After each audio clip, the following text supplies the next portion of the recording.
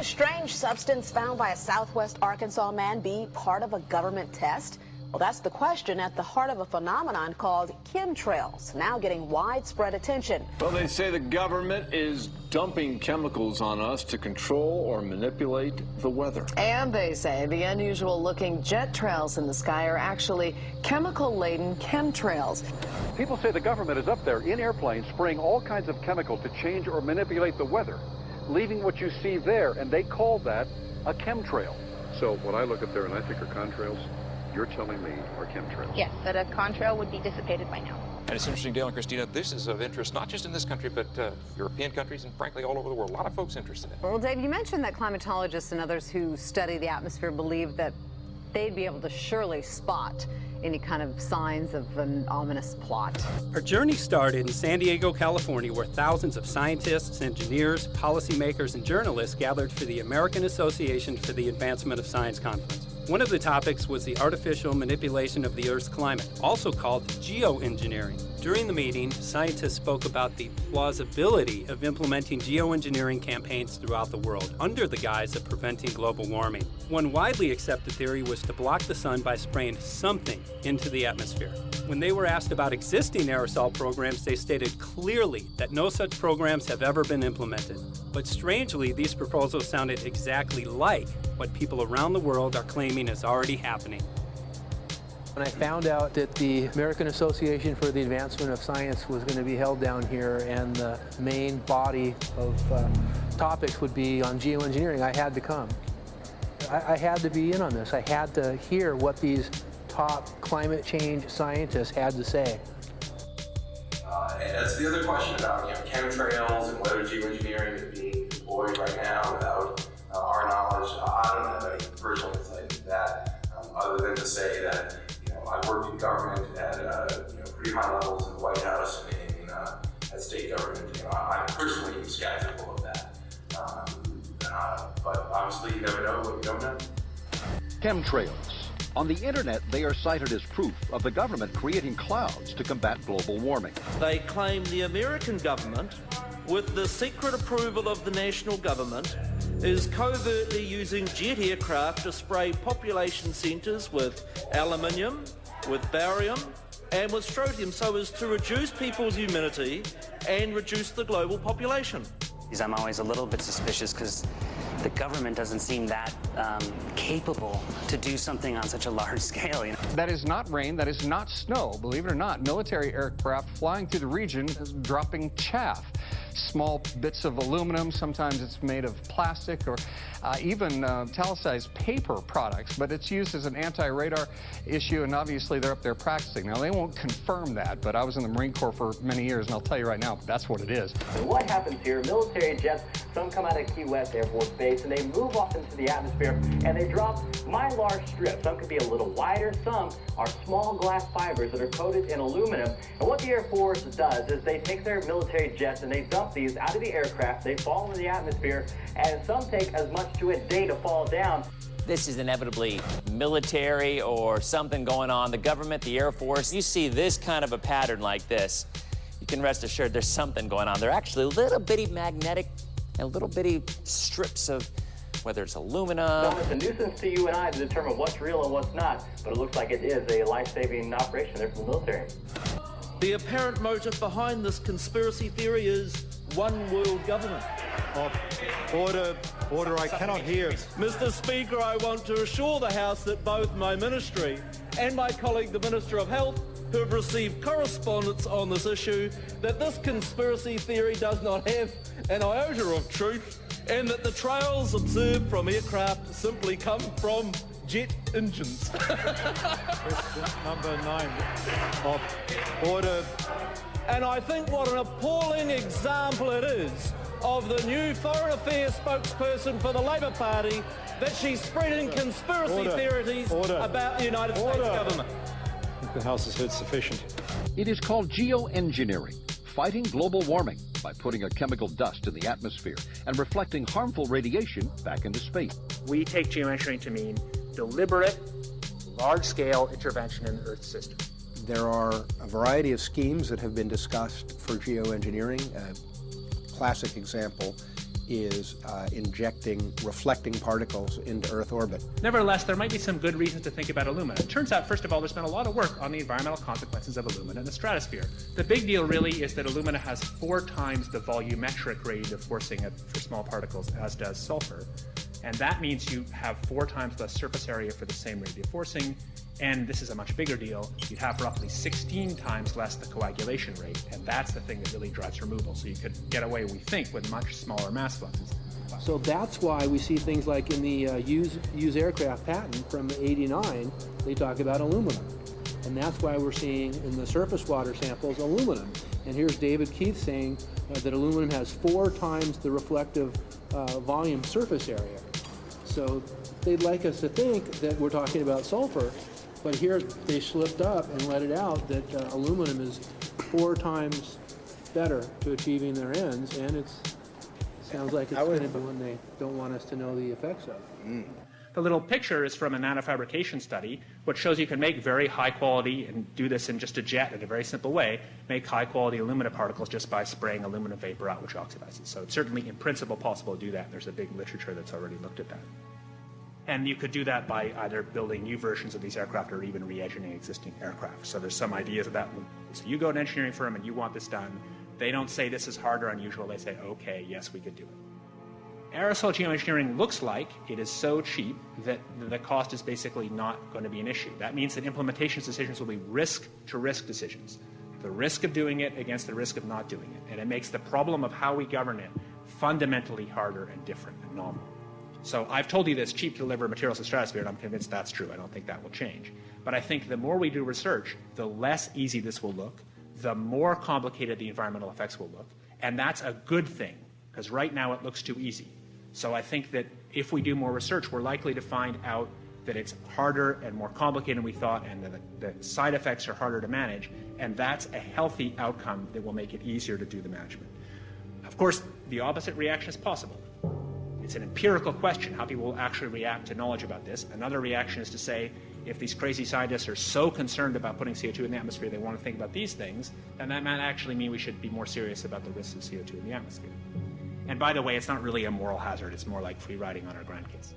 And by the way, it's not really a moral hazard. It's more like free riding on our grandkids. Numerous air quality studies, including from CARB, California Air Quality Resource Board, have named submicron-sized particulates as being particularly harmful for human respiration.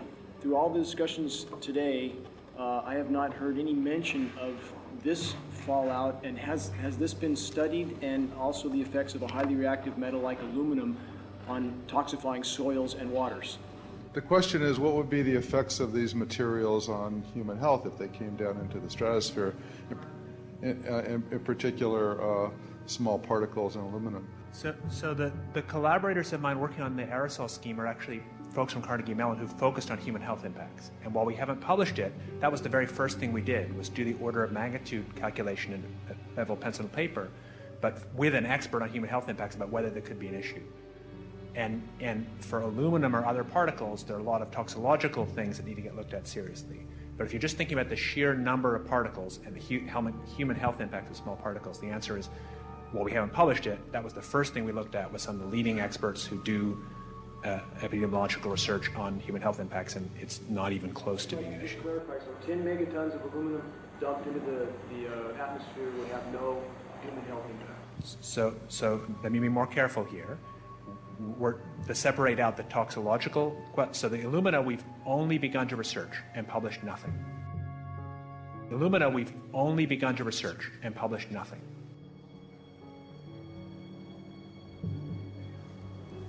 Dane looked at him and he said, so you're telling me that spraying 10 to 20 megatons of aluminum, as you said, would have no human health effects? He took a deep breath and he swallowed and he said, let me be more careful here. We haven't done anything serious on alumina, and so there could be something terrible that we'll find tomorrow. We haven't looked at it. And that, for me, that was the whole main point of what is going to be coming out to the public. It's the damaging effects of aluminum that are being found around the world in massive amounts. Here's David Keith confronted on this very issue, and he looked, at that point like they just let the cat out of the bag. Mm-hmm. we haven't done anything serious on Illumina, and so there could be something terrible that we'll find tomorrow. We haven't looked at it. They're proceeding because they have an agenda that's separate from trying to thwart this crisis of global warming. You know, there's obviously several other objectives, whether it's depopulation, control, weapons aspects, communications aspects, all kinds of things, you know, wild cards that we know nothing about. We don't really know, and I'm not going to attempt to speculate on exactly what the agendas are, but we can see clearly the agendas are not benefiting mankind. You know, it's benefiting the agenda of the elite. And so I think the question is, how do you draw the line between some activity that is allowed and doesn't need global governance and activities that do require global governance? Dr. John Holdren has agreed to serve as Assistant to the President for Science and Technology and Director of the White House Office of Science and Technology Policy. I look forward to his wise counsel in the years ahead. My personal opinion is that we have to keep geoengineering on the table. We have to look at it very carefully because we might get desperate enough to want to use it. So what would we do if in year 2040 or 2060 there's a severe climate crisis, say widespread famines or Greenland sliding suddenly into the ocean? That the only plausible way in which we could start the Earth cooling this century is to directly intervene in the climate system, say by putting particles in the stratosphere. We do stuff in the stratosphere all the time, of course, and so it's not as though the stratosphere is absolutely pristine. But you don't want to have people going off and doing things that involve large radiative forcings or go on for extended periods, or for that matter, provide lots of reactive surfaces that could result in significant ozone destruction. You know, maybe I'm putting a particle into the atmosphere because I'm trying to make money, or maybe I'm putting a particle into the atmosphere because I'm engaging in scientific research and trying to understand cloud physics, or maybe I'm putting this particle into the atmosphere because I'm trying to make it rain locally to seed a cloud and get more snow on our ski slopes. And this obviously raises all kinds of questions. It's hugely risky. It will likely negatively impact some people, but we might find ourselves in a situation where those risks seem worth taking. One of the things that really shocked me was in one of the breakouts, they had the benefits of these programs and then the risks. Now the benefits, the one thing that was stated was the just cooling the planet. You know, some of the risks were ozone depletion, droughts in Africa and Asia. I got to tell you, I came away from this experience after listening to these scientists for 4 days of symposiums, really concerned because it's clear now that they are justifying, rationalizing, and looking to legitimize some really, really horrible impacts, further impacts on our environment. And they're basically formulating the sales strategy and the implementation and oversight strategy and the funding strategy.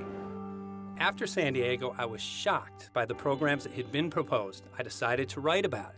That night when I finished, I sent the article to an online publication with my email address attached. When I woke up the next morning, my inbox was flooded with responses from around the world. Why? Because I had just broken the story on aluminum in geoengineering models, which I had no clue at the time that very few people knew about. Now this metal, aluminum, is being found in massive quantities way above normal levels all over in rain, in soil, and in snow. After that, the calls started pouring in from people who were desperate for someone to investigate. That was the fuel that started the film. Before we started filming, we had the opportunity to sit down with one of our favorite authors and documentarians, G. Edward Griffin, to find out what he knew about the subject. I'd like to talk for a minute about an issue that's getting more and more attention. That's the issue which scientifically is called stratospheric aerosol geoengineering, also called the chemtrail issue. I'm very aware of the chemtrail versus contrail controversy. As far as I'm concerned, it's an open and shut case. I have been watching the development of jet travel from its very beginning. I used to live near the Los Angeles airport. Remember when The first jets came in and landed. Man, they made a big noise. We never heard a noise like that before. And we used to go down and sit at the end of the runway and watch these jets come in and take off because it was a novel experience. I've been watching jets all my life, and I know about jet contrails. I've watched them. They're vaporized moisture, ice crystals, and they get out there in the atmosphere, and then they effervesce and evaporate and then disappear, and you can see them. Plane moves along, and the little white trail follows right behind it, and usually about 10 or 20 lengths of the plane or thereabouts, and then it's gone. And you can still see them that way, by the way, once in a while. So there goes a contrail. These other things we're talking about are not at all the same phenomena at all. These planes go by, and they billow out this white smoke, and it covers the sky from horizon to horizon. It doesn't dissipate at all. And they crisscross each other. And you see this thing cover the sky and turn it milky, and then people start having trouble breathing, and then you hear stories about the aluminum and barium deposits that they're picking up and the residue. And you put it all together, and I don't see how anybody who's got their eyes open and their mind open can come to any other conclusion but that somebody is spending a lot of money and effort to spray the planet. The question is, why? I have my own theories, but I hope that there will be some good investigative reporters go out there and get us the answer. I know that whenever it's finally discovered, and it will be, the people who are doing it will undoubtedly say, oh, well, we did it for you folks. It's for the greater good of the greater number. It's for the society. It's probably to prevent global warming. Or maybe it's to inoculate people against some kind of a dreaded biological attack. We can't go around shooting everybody in the arm, but we can spray them and save their lives. You see how good we are? We're doing it for the benefit of society. I know they're going to, whatever it is, they're going to say it was for your good, but mine. Think if we had the ability to steer hurricanes, and the hurricane was going to slam into New Orleans.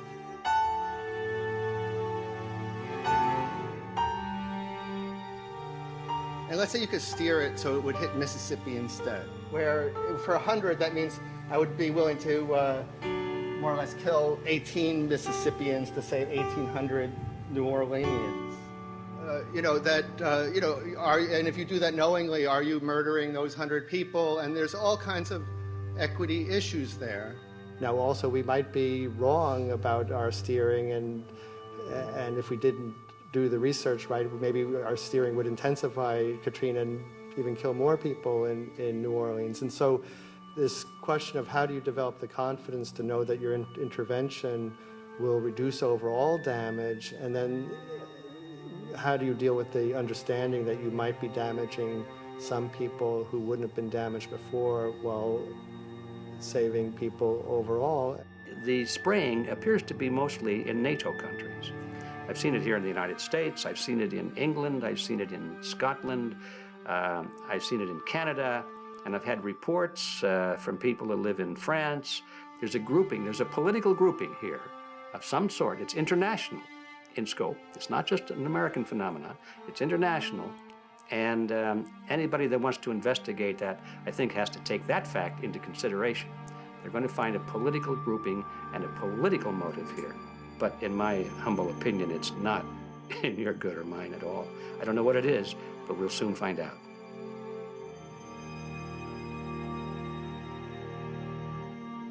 I'm sure that if you follow the old advice, which is follow the money, you'll come to the answer sooner or later.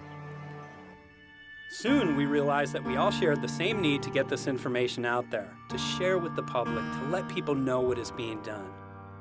Ed felt so passionately about the issue, he offered to help us. Well, the main thing now, since it looks like the budget is going to be met, is to get it done well. We don't come off the tree knowing any answers at all. Yeah, we're not scientists. We're just asking questions, exactly. And we've got to be very skeptical about the answers. That's it's totally accurate, totally honest. Why can't people see this? They're not hearing it. They don't know that the facts are not being presented to them. We're very lucky, you know that? Look at this opportunity that's been dumped on us. I know. Opportunity. This is going to. Yes. This is going to be a battle, I know that. A challenge and a battle, but I mean, why are we here if it's not for that? Can't go to get hold of Morrow, so it's going to be you for the moment. I'll call him again. So. Sounds good. I saw the sky crisscross with chemtrails, and I can't remember if it was in LA or I was on the road, but I had looked up one day, and I thought, look at that. That's not the flight path, man. That was a grid, a regular grid. Over the city, and I couldn't believe my eyes. Milky white clouds. And, you know, it all seems very obvious, and now the evidence of what we have on the ground with the aluminum, the barium, strontium, and with what we see in the patents and what the geoengineers say are going to happen, I mean, for the everyday Joe, this is a slam dunk. This is a very delicate moment for the powers that be, because they're taking a covered-up operation like the tropospheric aerosol program, or chemtrails, Project Icarus, whatever, it's had many names over the years. And they're making it overt into a geoengineering scientific shield to deflect sunlight because global warming's out of hand. So at this very moment, the belly of the beast is right above us with no armor. Whether people believe in chemtrails or not, the geoengineering should be scary enough. And when people learn about geoengineering, chemtrails will then become apparent, because they're the same. So you're talking about a global conspiracy here. Geoengineers propose doing this on a global level. Off to Redding, California. Guess this is the second step after the AAAS meeting. We'll see what we find.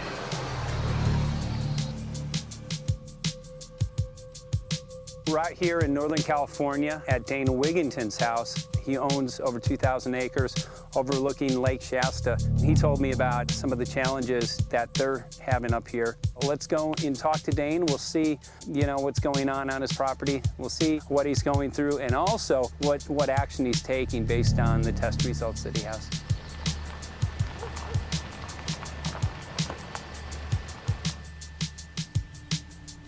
As you know, I have a background in the energy fields. I worked on the first solar plants in the continental U.S. in the early 80s. My home was on the cover of the world's largest renewable energy magazine, so this is my background. My goal has been to alert the public there is a mountain of toxic material falling on us, period. Before about 5 years ago, our skies were typically blue, and now you see it's covered with lines and haze, and virtually nothing you see on the horizon, nothing you see in the sky above us is a natural cloud. I mean, it is virtually all the remnants of these aircraft lines that you see fanning out, spreading into clouds, artificial clouds, but the sky is a very dirty look to it. There's not the white cloud blue sky that we had only a few years ago, but it looks like there's some sort of massive industrial activity or forest fires burning over there, and we see that typically every night. You see even down to ground level, the clarity drops off significantly. And we don't see that except for the days when we have these long, lingering trails that spread and cover the whole sky. And on certain days, you can see these trails actually dropping vertically like a veil. We assume the particulates are descending, and we have the test to prove that we are being inundated with levels of aluminum and particulates that are literally tens of thousands of times what would already be considered high. So we're not talking about exposure to a slight percentage higher of these toxic materials. We're talking about quantities, for example, off the side of Mount Shasta. If you can pan back, that's a landmark in Northern California, considered to be a pristine water source. Aluminum or snow sample off the side of Mount Shasta tested 61,000 parts per billion. This is just ordinary snow water, and people are drinking this stuff when they're hiking on the mountain. And remember, government action is required at 1,000. This is 61 times over the government limit, and our hikers are drinking this poisonous water on Mount Shasta Mountain itself. Barium, 83. Strontium, 383. So this summer, the people climbing are drinking poison. Basically. I certainly wouldn't want to drink 61,000 micrograms per liter of aluminum. And again, we've already seen in 5 years soil pHs in this area that have escalated 10 to 12 times, and we can prove that conclusively. Well, this is not speculation. We can prove conclusively that these metals have been in the rain. We have duplicate samples. Bachelor of Science in Forestry, International School of Forestry at Missoula. Master's in Zoology, specialized in aquatics. 35 years with the U.S. Forest Service as a wildlife biologist. And before that, several years with the USDA Soil Conservation Service as a soil conservationist. Also have run the botany programs, range and grazing programs. And I continue that today. Right now I do a lot of master gardener consultation work. When I started this garden back in about 2005 or so, the pH here was 5.5, 5.6. This is the old soil survey of the county. You can look at the page right here. This is my soil right here. It's a Dietz 125, 126 here at my house. And here, the soil reaction pH should be between 4.5 and 6.0. And over there in the pure mud, it's even a little darker. It's 6.8 right there. And what can this do to plant life and ecosystems? Well, you haul one of these things out and you start looking at the little things that are crawling around the soil. A lot of times they aren't there anymore. The little soil arthropods that you can barely see on a microscope, you can actually see movement with this. Little tiny, tiny, tiny macroscopic, look like little moving pieces of dust. Those start to go away. They're not gone entirely, but they start to go away. This is black oak acorns. You know, this is pieces of cedar wood. You know, come on, folks. This should be very acid, and I'm getting 10 times higher than expected. There's something really wrong here. Well, you can see all those reports, lots of them. Have over 20 reports here. Well, at least 20. I'd say it'd be closer to 30. All revealing dangerous amounts of aluminum and barium. You know, the science is there that something funny is happening. And the naysayers say, well, so what? Isn't neutral good? Well, no, neutral's not good. Neutral is not good. If your soil is supposed to be 5.6, it should stay 5.6 if you want the forest to be healthy. And if you want to grow a good garden, you have to keep your pH around 6.0, 6.5.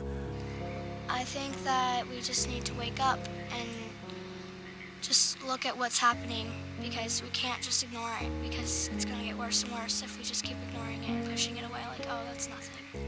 There was mason jars, and they were brand new, sterilized, and that's what we catch the rain in. And then there was a HEPA filter that we tested the air with. Okay, so you caught rain and then you basically filtered air. What did you find? Aluminum and barium. Here's another test that's revealing 375,000 parts per million aluminum, barium at 3,000, niobium, strontium at 345. Yeah, that's from a lined pond. With EPDM fish-safe pond liner, there is no chemicals, manufacturing materials at all in that pond liner that's available to the aquatic life. It's designed for that purpose. The well that feeds this pond has been tested and retested. ND, no detectable aluminum, 0. The only other place this pond can receive water is rainfall. We are located on a filtered, forested hilltop, miles and miles and miles away from any industry, highway, and so forth. After several heavy spray days, there was a film that we received formed on the surface of the water, and we tested that crust, and it was aluminum and barium. That after a year and a half's accumulation had 375,000 parts per billion of aluminum in it. It's literally toxic. We can say conclusively that what we see in the sky matches expressly what's outlined in numerous patents, and the materials on the ground match those patents. This material was not there 5 years ago. It is a recent phenomena in the quantities it's in. It has escalated in some cases 50,000% in 5 years in the case of aluminum. From our original baseline reading of 7 parts per billion, which was already high, it has escalated up to 50,000% in 5 years. And we've seen profound changes in that time. Dr. Leonard Time, PhD in chemistry, I cross-checked with him And he says the oxides of aluminum, barium, and strontium will drive your pH into the coastal, from an acid soil like this up into the neutral. There's no question about it. And that's exactly... That's exactly what you see happening. Wow. I have a doctorate in inorganic chemistry from Oregon State University, in which I was working with different metals and oxidation states, and then did a postdoctorate work at Brandeis, where I was working stabilizing off oxidation states of different metals. The goal is to sort of figure out how everything fits in the dynamic equilibrium of life. I was working with Francis up in Mount Shasta, and he showed me some rainwater analyses that had to do with levels of aluminum, strontium, and barium in the atmosphere. So I feel the major toxin in these chemtrails is the aluminum. And from the levels we were looking in at Mount Shasta, this is totally, totally unacceptable. When you get to metals and biological systems, you're no longer talking about the bulk aluminum that people think about when they're drinking from soda pop cans and that. So once it gets to the aluminum oxide stage, it just forms a plaque within your arteries and shuts down life. When you take elements that normally aren't out in the environment and you start putting them in the environment, it raises some serious red flags. Aluminum is a very specific nasty in biological systems. It takes that site and it never lets go, and it shuts down the site, and that's it. And so as you accumulate aluminum over time, it causes major neurological damage because it ends up as aluminum oxide that's essentially stuck in place and can't be flushed out by normal systems. At the core of everyone's condition, there's always some level of toxins. And aluminum is known to have cancer-causing effects. The half-life is decades. I think that we should be working on taking more of these toxins out of our environment instead of adding more toxins in. It's very concerning that if we add more toxins to our environment, that will be increasing the rates and risks of cancers. Even one patient is not worth it. So sad that they would consider putting aluminum in our environment to affect something when they could be causing so much more damage. Wherever the material is coming from, it is there. The amount of metal falling on us cannot be disputed. Absolutely, this is not speculation. The amount of metal in the last 4 years, as I said, have increased to a degree of thousands of times, and California Air Quality Resources Board has studied the aerosols from China. These metals are not amongst them. Mike, the reason I've chosen to focus so primarily on this issue is I feel all other issues are secondary.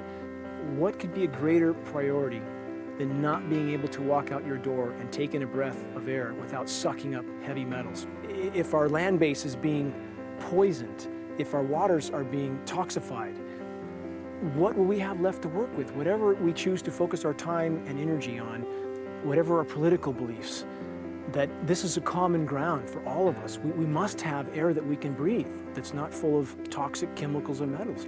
We must have water that's not completely laden with whatever is being emitted from these aircraft.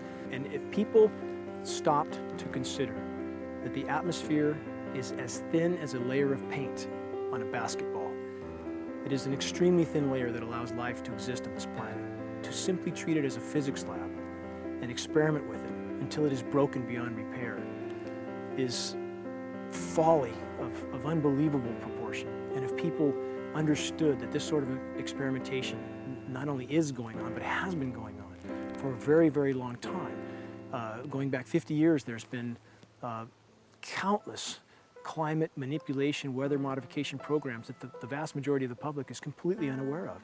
And if they think that this is not true, that certainly that somehow they would have known if it was occurring, I would ask them to look at things like Agent Orange and the things that governments do because they can, because there's no one to stop them, because they have these huge military machines that want to control everything. And in fact, the government's own document, perhaps you may have seen, it's available to any online, is called Owning the Weather, an expressed goal of our government, and not just our government. He told the Associated Press that the American government has created weather tampering techniques so that the New World Order will be able to starve millions of Americans and to control the rest. There is weather control techniques. Number one, the entire patents on the equipment. Number two, Senator Claiborne Pell's complete statement and story of his own that not only does it exist, but that we even utilized it as far back as the Vietnam War. Well, Murph, We're going to do what we can. let's see what we can do. You got the scientists behind you. The scientists are with you, so at least this scientist is with you. I may not have $1 million budget, but I've got enough to show that something's dreadfully wrong. You got it. All right. So Arizona will be this Monday, the 21st. Senator Johnson up in Show Low. So we're going to be in the car a long time.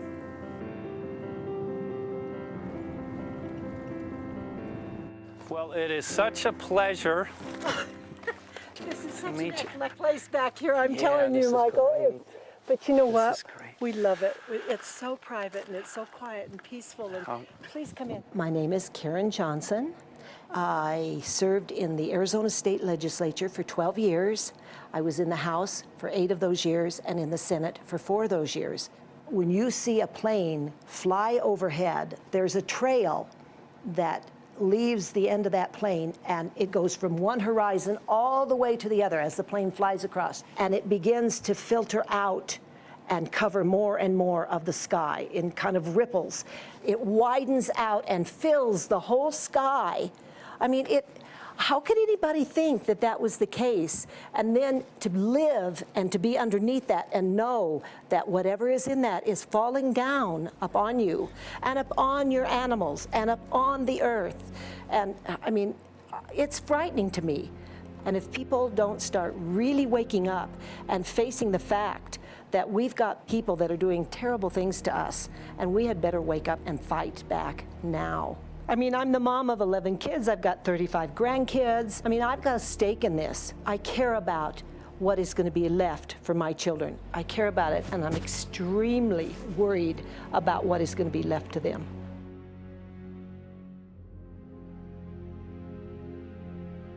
Aluminum is toxic, and we know that it's accumulative.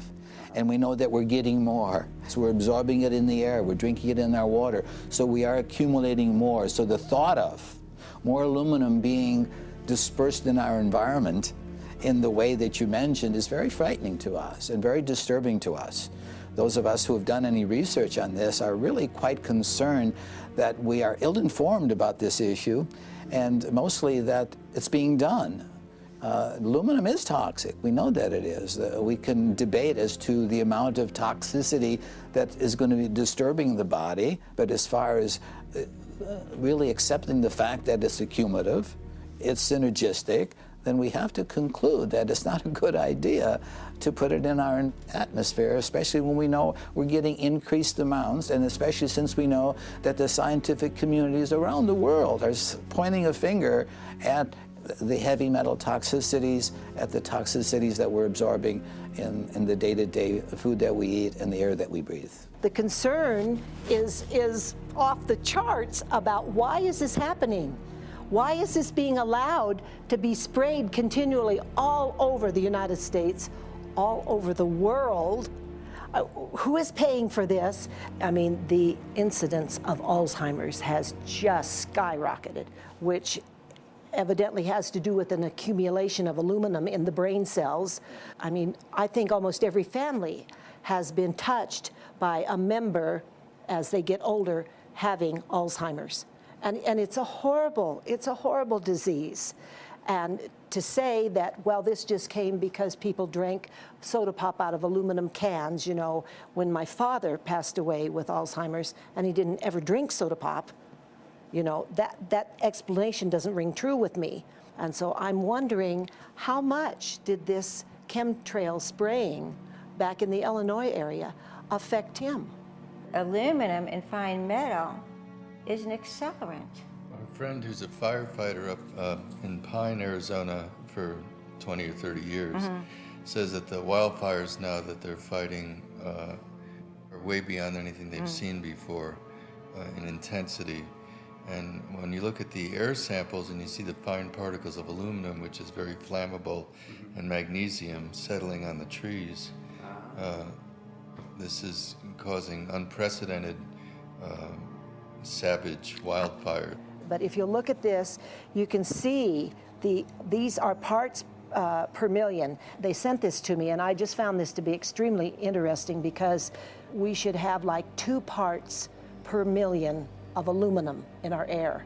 And this is saying that there's 39,000 parts of aluminum. That's astronomical. Barium is high. I mean, these are way off the charts of what people should be breathing or what's coming down on them. And, you know, if people wonder why their health is deteriorating, why they're having to go to emergency rooms, why they can't breathe, you know, why they're getting Alzheimer's, this has been planned. We have elites, I don't know what you want to call them, one worlders, Illuminati, I don't know, whatever you want to call them. But with these people that don't care about the average person. They only care about themselves, their greed, their power, and if they eliminate, you know, 2/3, 3/4 of us from the planet, so much for the better for them, because then they don't have so many people to have to herd around and worry about. So this is a lot what this is about, and this is very, very alarming and scary. I mean, where is this stuff coming from, and why? Why is this kind of stuff being put out there? You know, I've heard different explanations about, oh, we need to cool the planet, all this and that. But if people are up there trying to cool the planet, why do they need all this kind of stuff in it?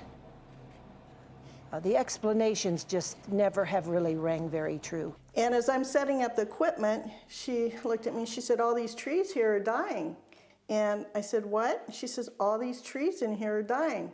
So I thought, well, I'm going to test for aluminum, because that's one of the key things in the programs that we're talking about, and titanium. And I took some of this bark sample and tested it, and it came back positive with aluminum and titanium.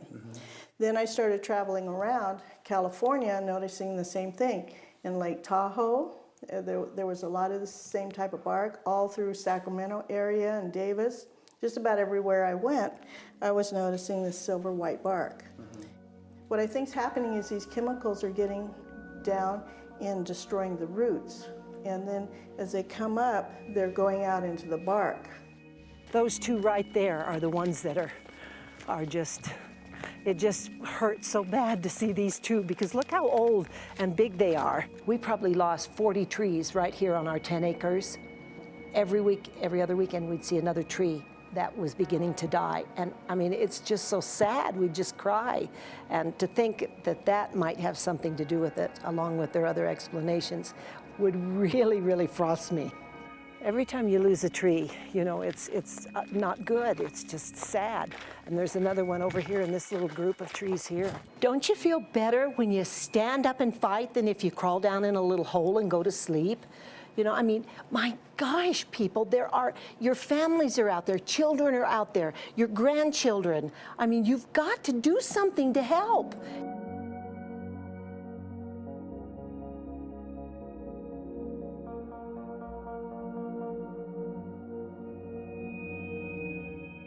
My greatest hope is to get people to question. And hey, if they don't wake up while we're there, I'm hoping to plant some seeds. We're going to the most beautiful place on the planet, Hawaii, to see what's going on, collect some data.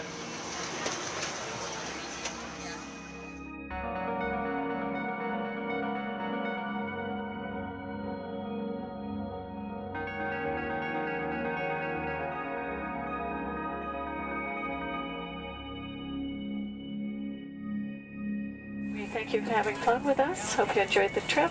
Have a great vacation and welcome home if you're lucky enough to live here. Thank you.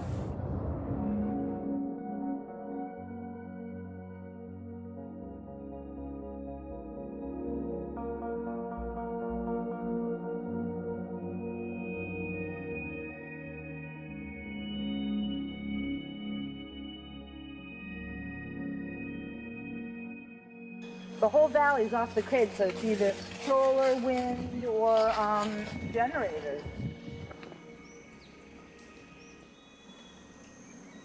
Look at this, man. Yeah, the mind can't even conceive of a dream of this. Right. Yeah, right. Even coming here, and one would never think, you know, in paradise that it's getting destroyed. And they're doing it island style. They do it off the island, right? They do it off the island, so they don't, you know, you don't see the chemtrail airplane. The theory is that they're spraying offshore, and It's coming in on the... and it's coming in. Now these are coming from the west. They're also spraying on both sides today. A lot of this stuff is actually chemtrails coming this direction. There's material that's blocking. We should be able to see to the horizon, you know, where the Earth curves, because we're high enough and we have the ocean, right? So we should be able to see. We should be able to see the Big Island. It's only 30 miles away. And you can see it's not a blue sky behind it. That's the key. It's all, you know, has that kind of weird looking blue, like silver blue, I call it. And this is a nice day. You know, there's no more blue sky. The night, we're gonna look at the stars at night, and it's like, you'll see, you can count them. There's so few stars at night now. There should be hundreds of thousands of stars, and I can count the stars. There's like one here, and one planet here. It's like, you might see, some nights you'll see 100, some nights you'll see 10.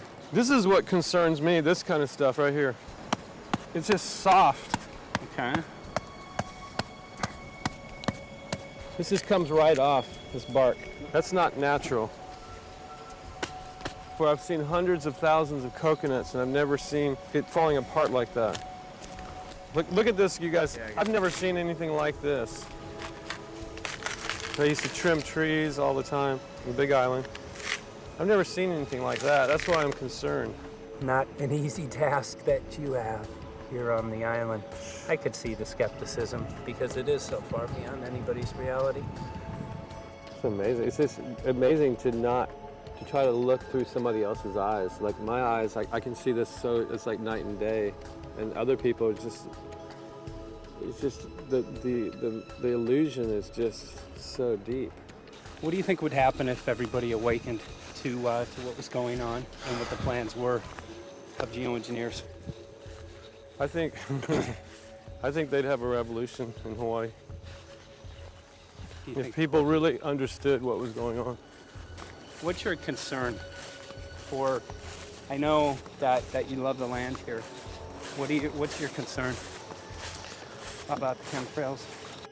Well, that we won't be able to live here and grow our own food, and that our health is going to be compromised. Do you think it already has been? Yes. And the thing is that they're doing it every day here, every day. So it's hammering, micro doses every day. And then, of course, it's getting in the environment, and of course, it's weakening the plants. And it takes a couple years for this to actually weaken the plant. So we are asking for GMO taro. We're asking for GMO papaya because we can't grow our natural seeds. We can't be sustainable. We can't truly, you know, be here as God created us to be. So my friend convinced me to do a hair analysis on my daughter. So we went ahead and cut close to her scalp and got some really recently grown hair and sent it in. I was just sure that my daughter's hair was going to be so clean with the lifestyle that we live. And lo and behold, it came back and her levels were really high in aluminum. This is the chart here.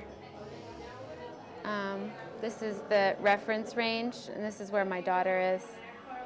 23.1 aluminum.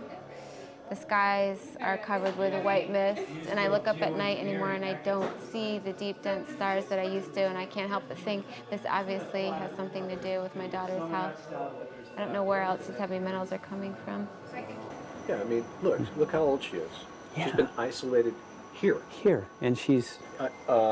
Here. Anybody looking at the situation would be like, this is paradise. This child should be like superhuman. Organic farm. And here you are getting all this heavy metal stuff. She has highest level aluminum on the chart. Never had a vaccine either. Folks, these people are playing God. They are playing God. They're manipulating the weather, and they're spraying stuff into the sky. They are trying to geoengineer everything, including your plants and trees and your ocean. Well, tonight, we're just hoping that instead of not looking at it, you'll start looking into it, because I really believe from the bottom of my heart that we are in a real crisis. I really do. They are proposing dumping 10 to 20 million tons of aluminum into the upper atmosphere. What does aluminum do? It changes the pH of soils, which is toxic to plant life. Also, it's very toxic to human health.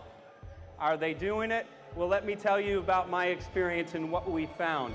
We have much evidence that not only suggests, but I believe prove that they are happening.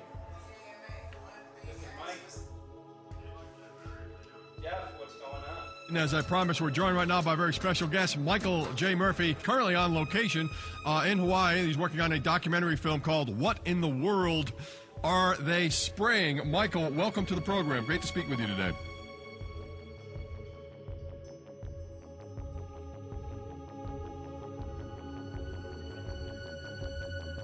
I had a friend who recently, he's always looking at things from a different perspective. He's a bit of a conspiracy theorist, you know, and he says that whenever the president comes to LA, there's no spraying that week. Could you have a better place for an interview? I mean, look. Well, this is being done over our farms and over our things. So basically, they want to eliminate our ability to eat organic food, have clean water.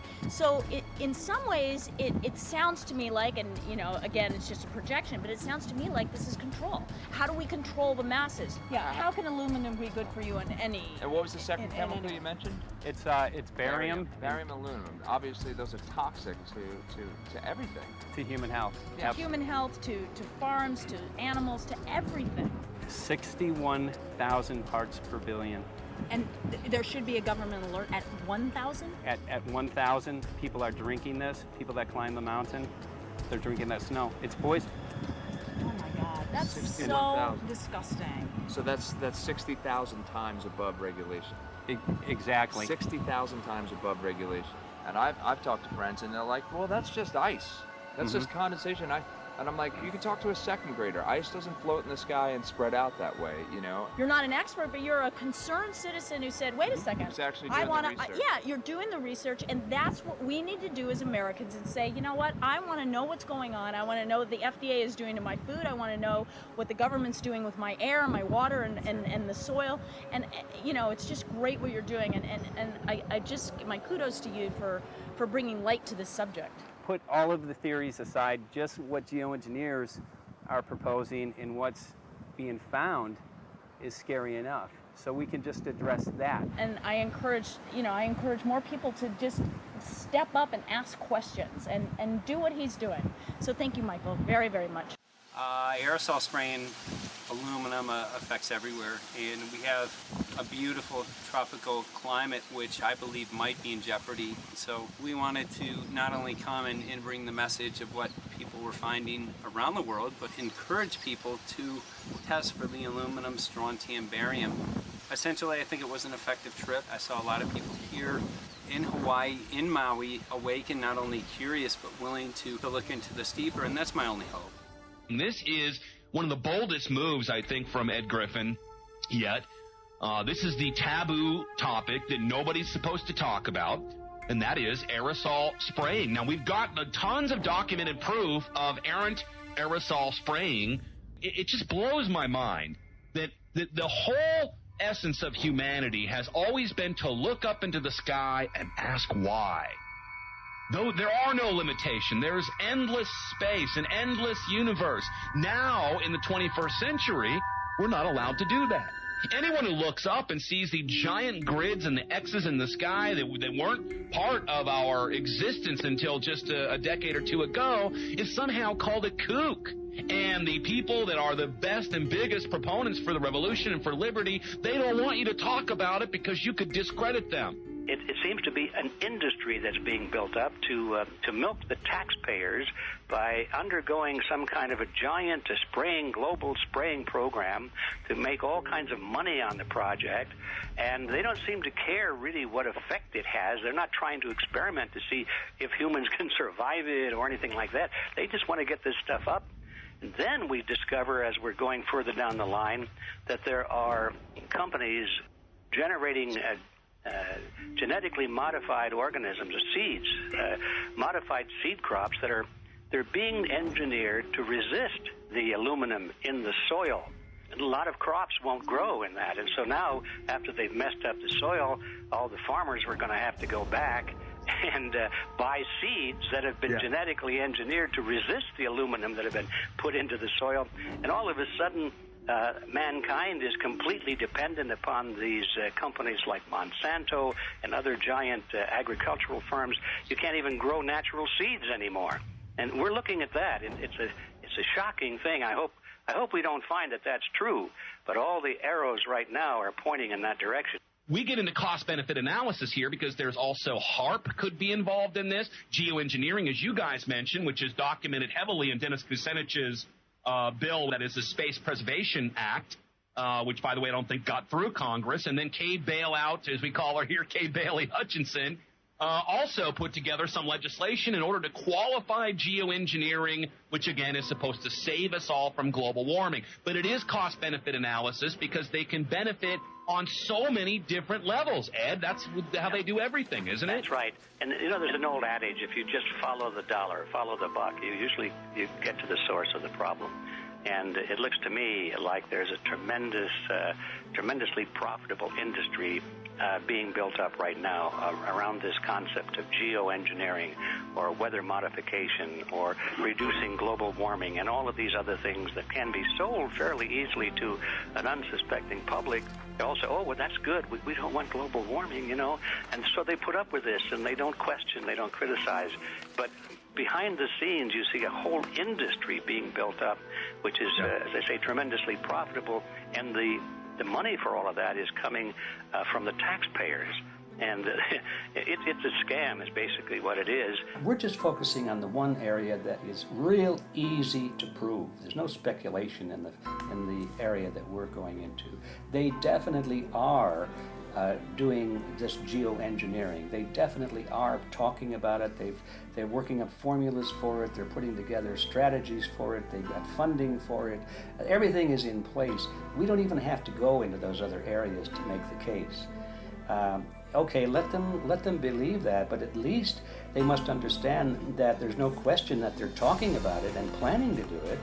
And so shouldn't they be equally alarmed about what they're going to do if it can be shown that barium and aluminum and some of these other toxic metals are very destructive to the planet and destructive to human health? Isn't that enough? How many issues do we need to crank into this? And so, if you're going to kill the planet and kill the population, do we need any other reason to be alarmed? What in the world are they spraying? Thank God people are asking this question. That's all we want. We just want to be able to ask these questions. Our good friend G. Edward Griffin, all these years, Mike Murphy and Paul Wittenberg are doing this great effort with your help. This is a community effort to get people real information. What in the world are they spraying? Any final quick comments before we're out of time? And my only final thought is that we asked the question, what in the world are they spraying? And we now know what it is. And folks, you're not going to like it.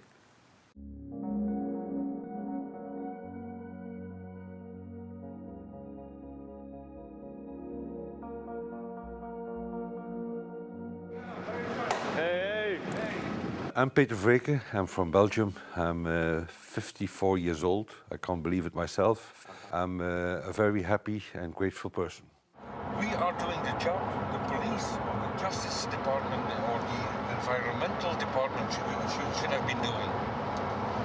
And it's really essential that it's going to be a grassroots revolution. I think so. God is on our side because we are not fighting against, but for. Yes, we're fighting for. I was in the council for about 25 years and also a period as the mayor. So from that moment on, 10 years ago, everything started to change. I start to get a picture of what is really going on. And it became crystal clear to me that we, humankind, have been manipulated and dominated and exploited for centuries. So, and this chemtrail phenomenon made me angry because I was so helpless. You can decide what food you're gonna eat, what you're gonna smoke, what water you're gonna drink, what kind of life you're gonna lead, but not with this phenomenon. Then you are just a victim. It's only a game. And there have to be good guys, and there have to be bad guys. And luckily, we are in the position to be able to play the role of the good guy who has the chance and the opportunity to overcome. 3 days that we shared with them, my heart just dropped because it was such a beautiful way to live and such a peaceful way to live. I left thinking, what's this going to be like in 10 years? Is everything going to be killed off on the property? And if it is, how are they going to get their food source? Are they going to have to take a class, you know, and get certified by company XYZ? And what are the requirements for that? And that really is the end of freedom. I'm concerned about that. I definitely, I really am, yeah. I learned to say everything is now as it has to be now. And everything is going to be okay. It's going to be all right. It's going to be okay. Yeah. Yes.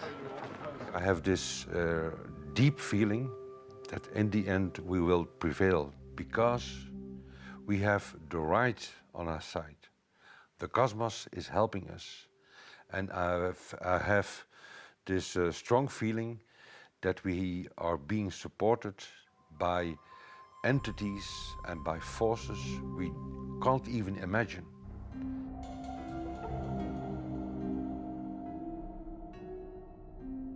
Here for the first time we have this scientific proof that we are being spread. We are being spread, and it's incredible and it's hard to believe, but we are being spread. I think at this moment to stop is not an option. Once you know it and once you have a tool like this and an opportunity like this, that the issue of chemtrails or persistent jet contrails or whatever name you use for it, that this phenomenon is recognized as being real, publicly debated on. In the context of geoengineering, I think it's high noon to bring this to the public. This is what the sky is supposed to look like. These are old paintings. We forgot this, I'm afraid. In the years that I have been a medical research journalist, I have looked at many, many things, and I found the same three issues in whatever I'm looking at. And that is that we are being dumbed down, we are being made sicker, and we are being made infertile. Citizens gathered from around the world in Belgium for the first International Chemtrail Symposium. The event attracted leading professionals, politicians, and activists who discussed the health, environmental, and social implications of these programs. Today it's only going to be about facts, documents, figures, patents, licenses, everything that brings us to the truth. We have no other weapon against this vast complex than exposing and bringing their dark works in the light of the truth. We have the hope that by our efforts, more and more people will become aware of the fact that we are deceived by our leaders. So today, we, as a family, join forces with the people who publicly made known to the world that chemtrails are not a conspiracy theory, but a conspiracy fact. From the Technische Universiteit Delft in the Netherlands. Ladies and gentlemen, please welcome Koen Vermeer.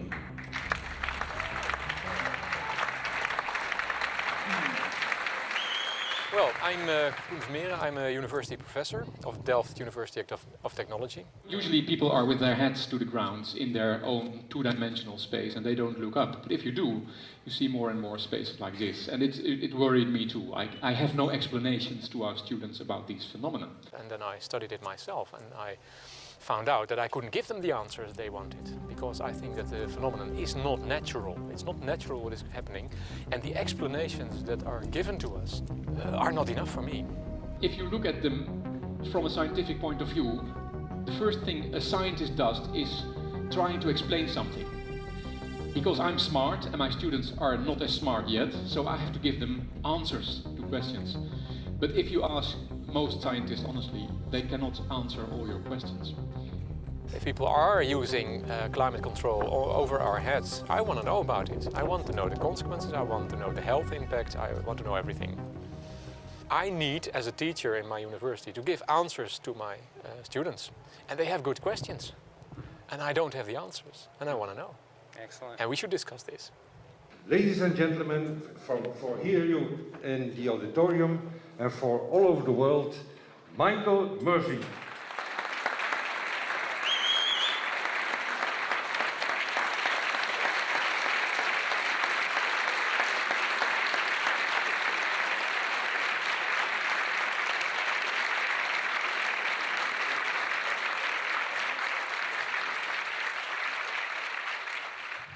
Well, thank you very much. It's definitely an honor to be here in Belgium. The people who are in power control everything. They control the markets, they control us. Now they're even controlling the weather. And they can use that for warfare applications. The one thing that they cannot control is what God had originally made, and that's natural organic seeds. This is called the Hegelian dialect. It's called problem, reaction, solution. The problem here is massive amounts of aluminum, things starting to die. The solution is company X that says, hey man, you're not getting yields on your crop. Everything's dying. But I got the solution, I got a seed that will grow in this environment. The only problem is now you have to start buying from me. We're a little concerned that maybe part of this agenda could be to kill off anything that's natural and organic and re-engineer it with aluminum-resistant GMO seeds. Many may know we just got back from a week of filming in Hawaii, and it was an incredible trip. A big concern for the people there is they're beginning to see softening of the coconut trees. But their concern is that these programs may again be part of a broader agenda to destroy anything that's natural and organic, so that the corporate redesigned GMO foods might be the only source of food for people. I didn't anticipate so many people, young and old, who are interested in this phenomenon and are concerned about it. And I especially liked the address that the young girl gave today. Only 17 and already making an address to the audience. That is, well, incredible. My name is Sofia Xenidis. I am 17 years old. It is quite scary to know that the air we breathe is not what it's supposed to be. That the food we eat and the water we drink contain traces of those substances which are sprayed out over all of us as though we were being poisoned like insects. The feeling that this is causing me are feelings of deep anger and rage. I don't want to be poisoned. I don't want to be infected with cancer. And I'm just so angry that this global poisoning can be going on such a massive scale, and not enough is being done to stop this crime. A clear answer to one question. Are we being sprayed? Have we been sprayed? And is it their intention to spray again and again? What are we going to do about it? How are we going to deal with it? How are we going to stop it? I know the answer. There is only one person who can stop it. And you know it. You are. You are the person, the one you have been waiting for. We are magnificent, beautiful, godlike, divine human beings. Ladies and gentlemen, sisters and brothers, in this auditorium and in the whole world, thank you so very much for being present with us. And for now, please enjoy this anthem.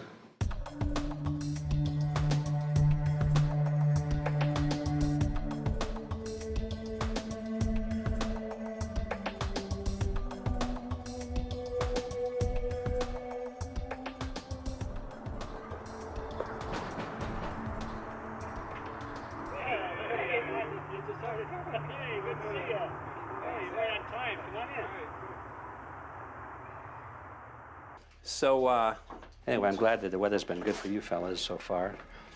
Just think if we were doing this in the wintertime, you might, if you're going to Washington, D.C., you might run into snow. Thank God we're not. That's right. You know, it's interesting because of the different weather modification programs. There's something like, I think, right around 32 in the continental U.S. alone going on. So the theory is that geoengineering is in part weather modification. You know, Mike, that's a very good point. There are so many subsets connected with this issue of geoengineering. People are writing to us all the time with information about the connection to global warming, the connection to weather modification. Some people think there's a connection with Morgellons disease. Others think it's kind of a means of transmitting electromagnetic impulses from the HARP antenna system up in Alaska and Siberia. Boy, it gets your head spinning. And each area, I think, is worthy of investigation, but we have so little time. I think it's wise for us to stay focused on just the aerospraying and the toxic effect of these chemicals and the destruction of the planet and the damage to human health. What more do you need than that to convince people that we have to put a stop to it? So to stay focused, I think, is our mission on this one.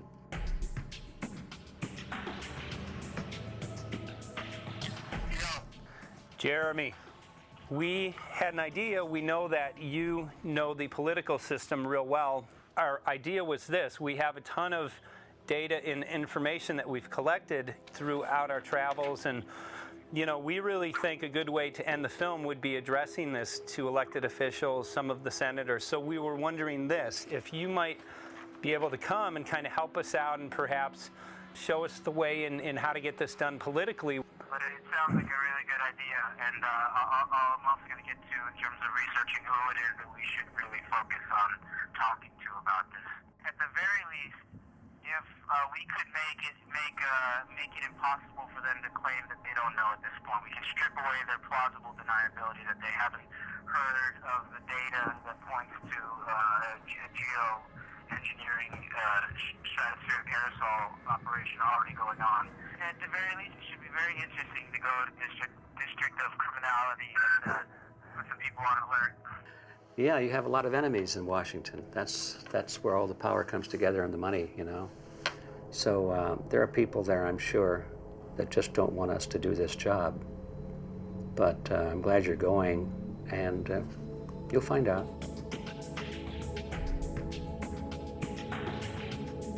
We took the data to Washington, D.C. There we presented our elected officials with the following letter. According to the 5th article of the Bill of Rights amending the Constitution for the United States of America, no person shall be deprived of life, liberty, or property without due process of law. But the daily spraying is depriving all persons living within the United States of life, health, liberty, and integrity of our common and private property without due process of law. As a representative of the people of the United States of America, we insist that you do everything in your power to protect us and immediately put a stop to geoengineering spraying at once. There exists no justification, legal or otherwise, to poison the planet and its inhabitants. Now suppose that space aliens arrived on, maybe they're going to land at the UN headquarters down the road here, or maybe they'll pick a smarter spot. But suppose they arrive and they give you a box, and the box has 2 knobs. One knob is the knob for controlling global temperature, maybe another knob is a knob for controlling CO2 concentrations. You might imagine that we would fight wars over that box, because we have no way to agree about where to set the knobs. No global governance, and different people will have different places they want it set. Solar engineering is like chemotherapy. No one wants it. But we all want the ability to do chemo and to understand its risks, should we find ourselves with dangerous cancer. How long does it last up there? The lifetimes are years. What, years? A couple years. And then it what, precipitates out, or Yeah, that's correct. no toxic side effects that we know of? The thing we always wonder about is the unknown. Yeah. So if you're thinking about, say, the acidification, it's clear that's not a problem. There's several studies that showed that. Right. But of course, the concern here is with so little research, there may be some unknown that comes out of left field that bites us. My name's Mike Murphy. I'm a filmmaker in from Los Angeles. We're covering an issue called geoengineering. Okay, thanks, guys. Senator, a question about the issue of geoengineering. I'm afraid I don't know what you're talking about. And wondering if you were supportive of geoengineers' proposals of spraying 10 to 20 million tons of aluminum into the atmosphere. I should really get a briefing paper on it before you give an opinion. Oh, not a problem. Are you aware of the issue? Not completely. At all? Because, okay. Do you have a letter from constituents, and people have concerns? Yeah, We're making a documentary about the I don't know, you guys have credentials to be here? Yes, yes, we do. We pass through security as well. Endowed by our creator. I think so. Please don't touch that. Please don't touch my property. You're lying. No, why? What did we lie? What did we lie about, sir? No, we're not. What are we lying about? Lying about what? It's a little unusual, huh? I haven't heard that, no. Okay. You're not aware of it? And it appears that these programs have already been deployed. You know, I haven't looked at that proposal, and so, you know, why don't you let me review it? I can do that. Are you aware of? Actually, I'm going to go. Yeah. Let me go ahead and get that. I will take a look at this, and I will act accordingly. General, this program, this openly covert program of the aerosol spraying, stratospheric aerosol spraying, geoengineering, using tons of aluminum, spraying it up in the sky. I have no idea what you're talking about. Okay. Commonly called chemtrail survey. When you were the head of NEMA, did you see the aerosol trails? Mike Murphy, filmmaker in Los Angeles. Hi, sir. And we're covering an issue called geoengineering, and wanted to know if you're supportive of geoengineers' proposals.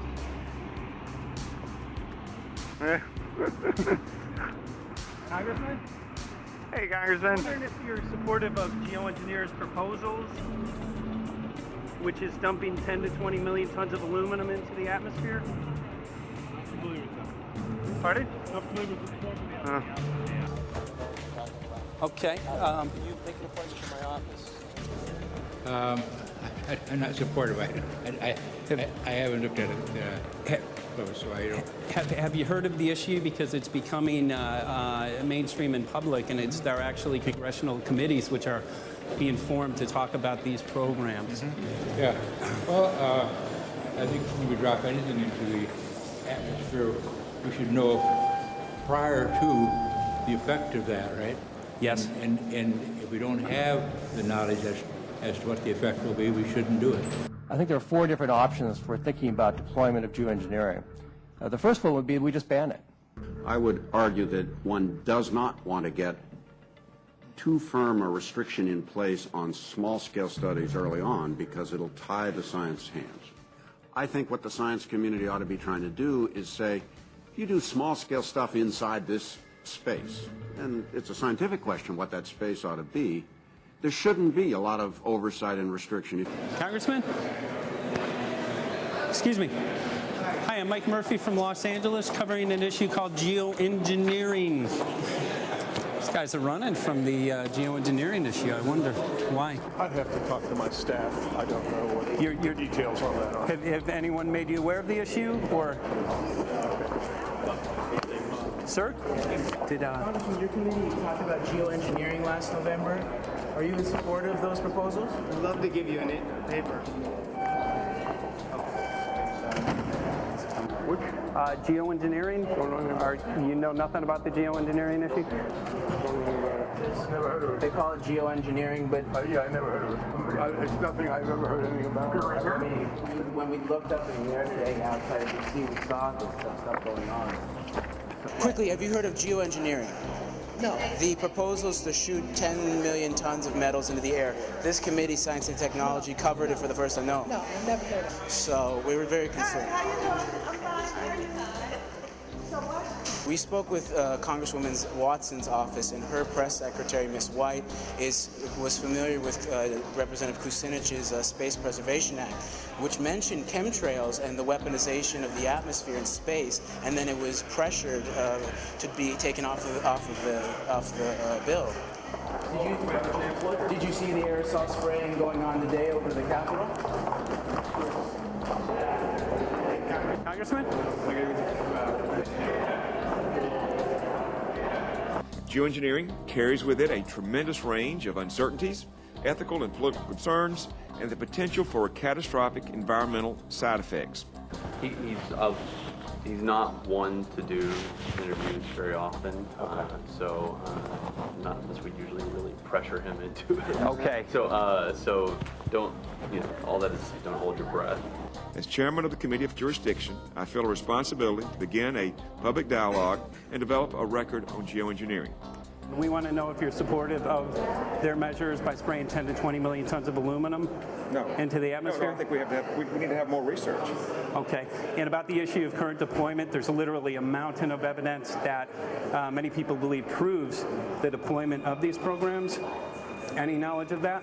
No, there's certainly not a mountain of evidence, but I do support research into geoengineering, and I also support looking into the international governance of that. Okay. I hope anybody that has studied it knows, at least I think, that it's a radical proposal, and I hope we don't have to use it, but there may come that point in time where we do. Now, if we could provide you with the evidence that suggests that these programs are and have been ongoing, would you be willing to address this publicly? We've had about 3 or 4 hearings on it. We have addressed it publicly. Well, not about the proposals, but about the current deployment of these programs. Citizens. I don't support the current deployment. I think we need to have more research, and they have consequences that go beyond one nation. And so I think that there needs to be governance to that. Governance is not simply an issue of deployment, but governance before deployment in terms particularly of large-scale scientific fieldwork. I concede that on this subject and in general, it's not popular to talk about global rules. And when these people started talking about the need for UN Security Council oversight, a supranational environmental security enforcement with a strong mandate by the UN, it really was clear that they're looking for a global power behind the manipulation of the environment. But I do think it needs to be sort of an international kind of treaty that does tie and bind all nations into a common fate. It is a common fate. And unfortunately, it's not just big governments that could do this. It is small governments. It is billionaires probably could figure, I'm going to save the world all by myself, and I won't bother to mention it. How do we decide when there's a planetary emergency? Whose hand is on the thermostat? How do we decide when to start it? There's no way to do that right now. And what if we do start doing it, and then by some problem with the technology or with the will, we can no longer do it? In a year or two, the aerosols will come out of the atmosphere and temperatures will shoot up at a rate much faster than it's going up now. And it's that rate of change that's hard for us to adapt to. So once we start it, we'll be sort of locked into doing it for a long, long time. And so that, and with basically no end in sight. Boeing would pursue this to make a profit, right? I mean, the financial motivation to do this. Let's see. So let me not speak for Boeing. Is that allowed? Okay. Yeah, well, it is what it is. No, but it's someday if the U.S. is going to decide to do this stuff, they're going to look to a company who can do it, and you want to be positioned. Boeing would rather be get it than Lockheed Martin. So certainly we have an industrial base that helps the country take on technologies and large-scale challenges like national defense. And we do that both for a profit motive as well as, I think, as a national service. So I think it would be truly disastrous if, you know, we discovered a few years from now that there was a black program that some government had stood up to sort of learn on the quiet how to do this. It's pretty clear you can cool the planet, but you will not and cannot bring it back to exactly the same climate state you started with. So you may or may not, and I expect we'll have a lot of back and forth about how useful it is to ameliorate the risks of climate change. I think there's a good evidence it probably is useful, but we don't know. But it certainly can't get you back to exactly the climate you started with. I think everybody agrees with that. Do you think you'll see deployment in our lifetime? Let me say I hope not. Al? I would agree. I hope not. I hope Very not. preached. Okay. I see this as something like an evacuation plan. You know, that you build big dikes. Maybe that's the emissions reduction to try to keep the flood from wiping you out. But that if that flood should come, that you'd like a plan for what to do in the event of that catastrophe. So I see these options more as a catastrophic response option and not as a way to reduce risk of everyday climate change. You would advocate mitigating consumption of beef as a means of accomplishing your objective? Yes. How would you suggest going about that? You can't. I mean, it's your job to decide what to tax and what not to tax. Obviously, if you wanted people to behave differently, you give them incentives and disincentives for behavior. But I'm sure that's the answer you wanted to hear, Mr. Smith. If only my time had not expired. Thank you, Mr. Chairman. Because there's literally aluminum and barium contamination found around the world, believed to be from these programs. Like, look, today over the Capitol looks like they're deploying some type of aerosol. Did you see it? No, I didn't, but good to see you. In a James Bond scenario, some rogue rich guy puts some airplanes in the air and seeds the clouds. What is to prevent that? I'd be glad to talk. If you just call our office, we'll be glad to talk. Okay, are you aware of the issue? You do it through the... Are you in support of those proposals? What is your take? I don't know anything about it. You're not. I have to get more information. I've got a chair here. Okay, we'll give you a letter on this. Yeah, this is a letter from constituents. Okay, great. Excellent. And many people believe that these programs have already been deployed because mass contamination has been found. Geoengineering programs, stratospheric. Got it. Yeah. Just brought it up. Okay. Spraying from airplanes. Okay. So what is happening? People from around the world are finding contamination. Let me take care of this and I'll talk to you when I come back. I'll be back. He's here. Thank you very much. We see that even though we might make the average temperature of the planet about right, the rainfall patterns change some from today. And some places become warmer and some places become cooler. So there are going to be winners and losers in this geoengineering activity if we were to do it. But nevertheless, as David has said, there are reasons why we might consider doing it. Many people are deeply concerned about it because of the toxicity of aluminum, and it has been addressed to Congress in various committees. Would you take a look at a letter from some of your constituents addressing the concerns? Excuse me if I go. Okay. Can I give you a letter from constituents? Are you aware of their proposals of dumping? Gotcha. Thanks. Well, I'm not familiar with it, so I don't know what they're doing. Okay. Well, geoengineers are proposing just that, dumping aluminum and barium into the atmosphere. Why would they do that? Aluminum's a precious metal we can use. Well, the stated goal is to actually cool the planet. However, there's a... Sounds strange. Right, exactly. So they're proposing dumping these metals into the air to block the sun, essentially. We're here to just find out what members of Congress are. I hope we would have a strong hearing on that before we decide to do something. I would hope so. And there's plenty of evidence that not only suggests that these programs have been deployed, because we're finding contamination of aluminum and barium on the rain, snow, and soil. Okay, thank you. Thank you. LA County has seen a 200% increase of Alzheimer's over the last decade. Tons of ground and water samples showing high levels of aluminum all around our state. Why don't you give me all the information you have, I have some very good people I will assign it to.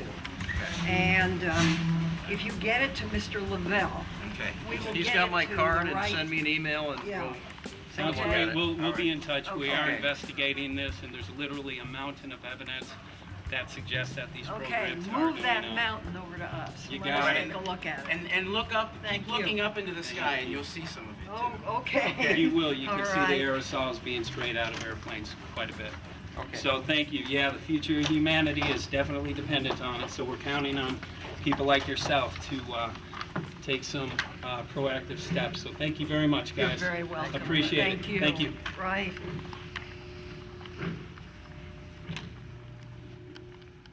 A lot of Congress was running down the hallways to avoid answering any questions, looking for doors in the hallways. So apparently the war is against all of us, and we're all in a hostage crisis. People who took an oath to uphold and defend the Constitution are not only know this is happening, are participating in this. And all of us have a duty to stand up and speak out about it. Why is the water being contaminated? Why is the soil being contaminated? Why are aluminum-related diseases going up? And it's affecting all of us, and thus we all have the duty to stand up and speak out and get educated and stop this. For our own sake, for our children's sake, it is a crucial moment in history right now.